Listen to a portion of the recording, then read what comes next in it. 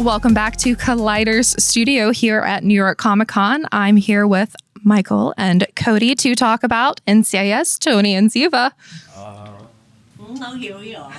Mags, it's good to see you. It's good to see you both as well. I'm very excited about this series. I've been a fan of NCIS since the very beginning and a huge fan of Tiva since the very beginning too. And I have a question because I know sometimes ships are not always necessarily written into the script, and sometimes that happens from a dynamic from the cast. So I'm curious how much of that was on the page originally and how much of that was just the two of you?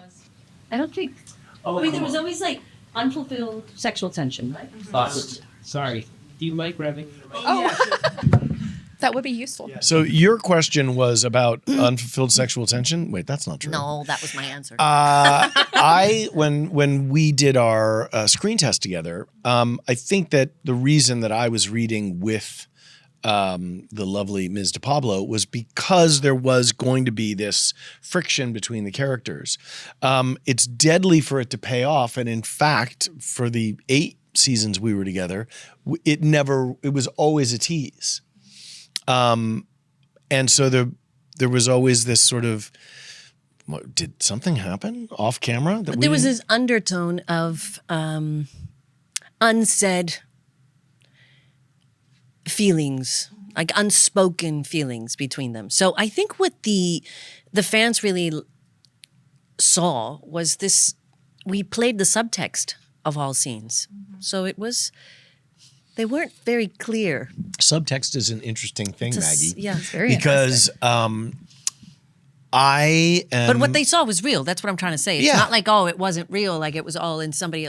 We wouldn't have this show if it No. wasn't real. This is all a hallucination. And I couldn't have had I couldn't have shown up as an actor for that, 3 years earlier. I didn't become able to be free enough with another actor. I was very tightly controlled and I can still fall into that trap sometimes, but being able to jump off the cliff and not be afraid of the consequences, you need a scene partner that will do that with you. And I find that really hard to believe because I've never met you artistically in any other way. watch Charmed. No, but I did an episode of Those are Charmed that's cool, like dolls. Charmed is like, ooh, you're bad. oh, Like, Michael. no, Did I just channel your mom? Oh, Michael. No, there was a piece of Michael. balsa wood on the side of the set, and they were like, the wood is somewhat more interesting. I was not making very vivid choices. Maggie, Luckily, you're seeing it all. I am. Yeah. The good, So, the bad. The sitcom that I did where they kept trying to write new jokes, and at one point, one of the writers was like, it's not the jokes. It's the actor. So I got replaced. It was a Molly Ringwald sitcom with Jenna Elfman and all these people. You worked with some incredible I didn't people. get to work with them. I was fired at lunch. Balsa wood. So what I learned was to be to be really, really good looking. if you don't know what to do in a scene. By the way, this was our joke for many, many years because we had guest actors and we would have fun. Of course, we would joke around and Pretend stuff. we're but watching an interrogation, but be really good looking. So we don't. no, so when you would say to someone coming in, they're like, if you just don't know what to do, you just be really, really good looking. Right. That's and all if you have to have nothing to do, so let's imagine that you guys are the camera and we're watching an interrogation. We have no dialogue with each Nothing. other. This is what we'll do.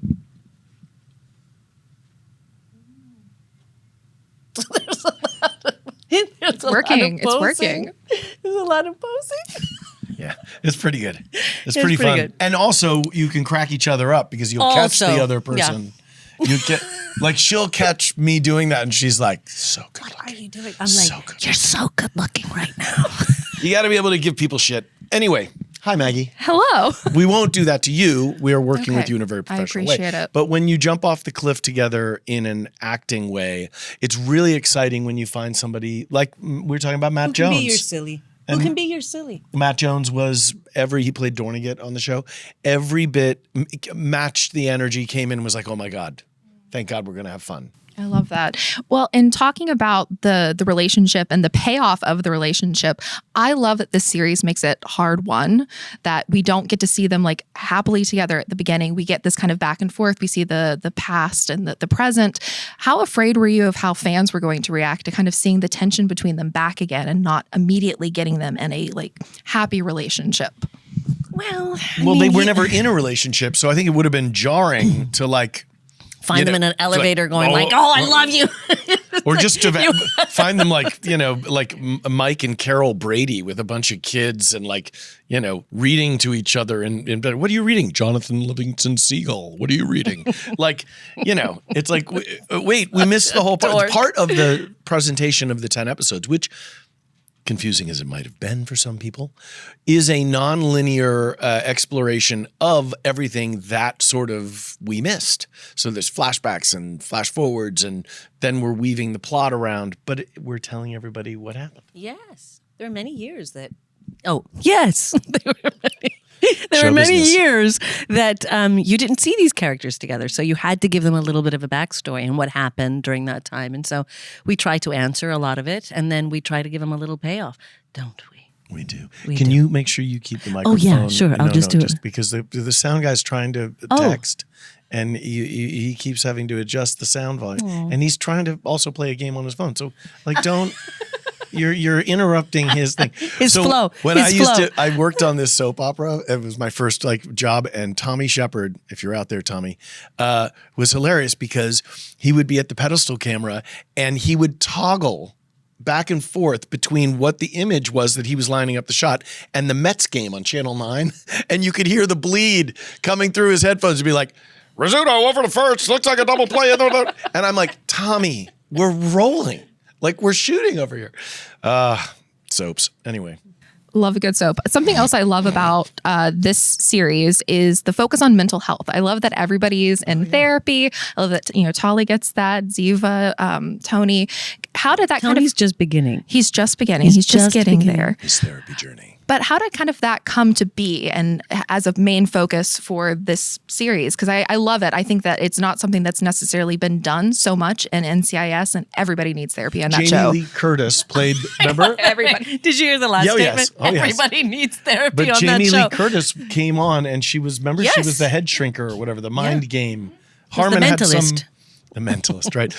But oh my God, she was so amazing. She was amazing. The coolest. But she was playing somebody, but it was an adversarial kind of relationship with therapy, as opposed to what we do on our show, which is a more genuine and successful working with, all those little nooks and crannies and all those things we're trying to understand about each other. This revisits the past again. You know what we were talking about? The idea of what happened during those years in which the fans obviously they don't have a show because we weren't shooting. So we get to explore the PTSD that Ziva went through, leaving the daughter and, staying away. And so then through the exploration of that via therapy, you understand what she's been going through emotionally and what her feelings are towards Tony and what she thinks of him. And then you have these moments when you actually see them. And so then there's that thing between them and then the truth, which she lives with her therapist. So it's kind of a fun thing. So a season 2, obviously fans really want it. Anytime you go on social media, you see people begging in your comments, like, when is season 2 going to be announced? In a theoretical season 2, where do you kind of see things going with their relationship with Tali, with kind of what the next step could be? We talked about this. We did. And I think you have a really good... Well, what we were talking about is what would the fans, since we did come up with this, like what would the fans want to see? And one of the things I'm hearing a lot about is who they would want to see. And is there a way for, say, some of the characters we know and love to pop up? I mean, it's such a cool universe that we've created. It's kind of like it's outside of the procedural domain, but it's totally, I mean, Deeks and Kenzie could pop up, like Sam Hanna could pop up, or our lovable Proby, Timmy McGee. You never know. I'd love to see them. Would you? I'd love to see all of them. And I think it would be really fun to see what the fans say. I want to see Jimmy Palmer run really fast down a cobblestone street getting chased by a murder car. That would be fun. I do want to talk about the running, though. How is that? There's a lot of running, a lot of jumping, a lot of action. How is that the stunt choreography really of it all? good at it. I hear you're afraid of heights, right? I'm not a fan of that. Yeah. But you looked good on top of that building. Yeah, basically that's the checklist. It's like, let's find 5 things that terrify Cote De Pablo, and then let's make those the 5 things we do, right? So, one is acting with me. Okay, let's make sure we do another. Well, it's an entire season with Michael. I think we all want that. And now we also have a fun little game we're going to play. We're calling it the Collider Bracket Challenge. As you see here, we have some horror icons. So I hope you're a fan of Halloween and horror. We already have our first bracket decided here. So you cannot pick Chucky if you are a fan, but you can pick among any of these other characters to precede them on the bracket challenge. So somebody else can pick later today. Hellraiser. Hellraiser? Oh. Ooh, why? Is it a... You didn't go Freddy Krueger film? Well, no, I was going to go for Freddy for sure. But I figured I like the needles. What about Nutsack Head Man? What's that called? He looks like an acorn. What is that?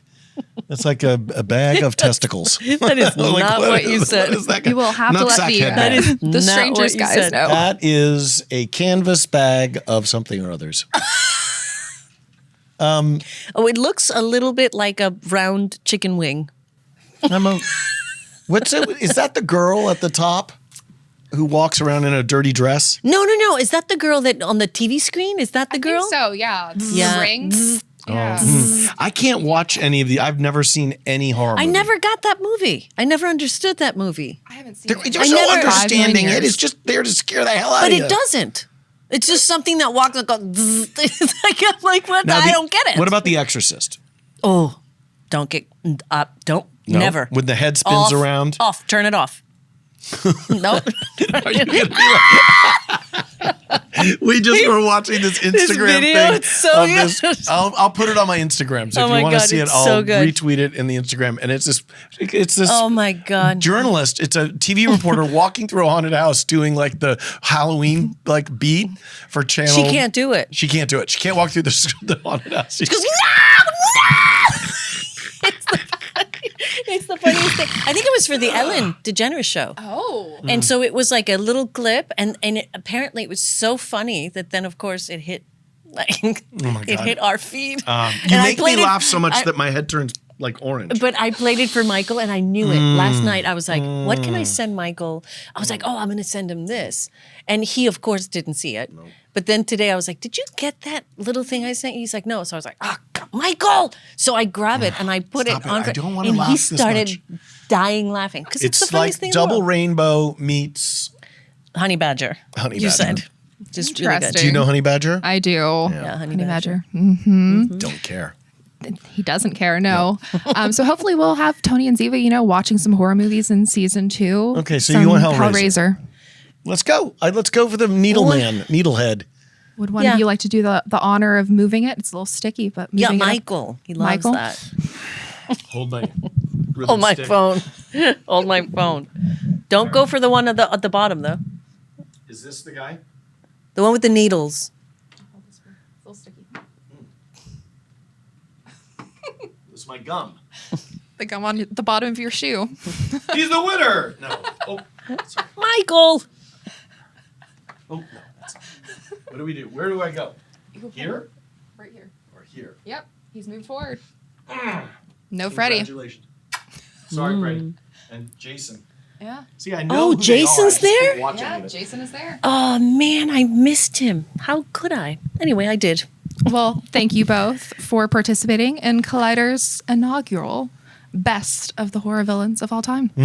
Maybe one day you'll be up there. Oh, my God. I want to be the thank guy you. in the nutsack. Thank you both. It's a Nothing to sack say. of nuts, like acorn.